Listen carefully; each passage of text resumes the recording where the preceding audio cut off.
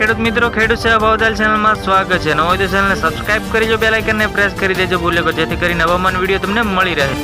ગુજરાતમાં વાતાવરણમાં મોટી હલચલ। ઠંડીની ગરમી વચ્ચે આ તારીખથી હવામાનમાં મોટો પલટાવ આવશે, જે હવામાન નિષ્ણાંત આંબાલાલ પટેલ અને પરેશ ગૌસ્વામી બંને નિષ્ણાંતોએ મોટી કરી આગાહી। ગુજરાતમાં વાતાવરણમાં મોટી હલચલ। ઠંડી અને ગરમી વચ્ચે આ તારીખથી હવામાનમાં મોટો ફેરફાર થવાની શક્યતા છે।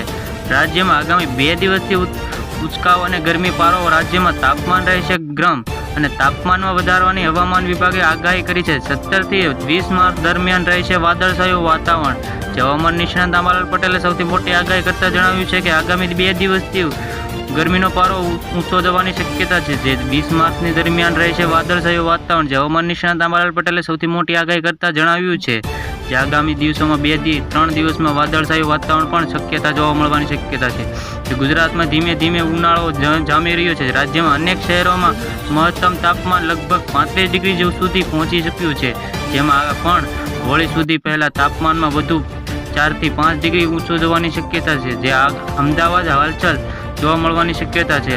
અમદાવાદમાં હાલ 34 ડિગ્રી જેટલું તાપમાન રહેવાની શક્યતા છે। આગામી 2 થી 3 દિવસમાં સુધી આગામી પારો 37 ડિગ્રી સુધી પહોંચી શકશે, જ્યારે કે હોળી આસપાસ 40 ડિગ્રી સુધી તાપમાન જઈ શકે છે। રાજ્યમાં હાલ મિશ્રિત અનુભવી રહ્યા છે, જ્યારે કે સવારે ઠંડી પવન અને હોય છે અને બપોર સુધીમાં ગરમીનો પારો ખૂબ જ ઊંચકી આવે છે।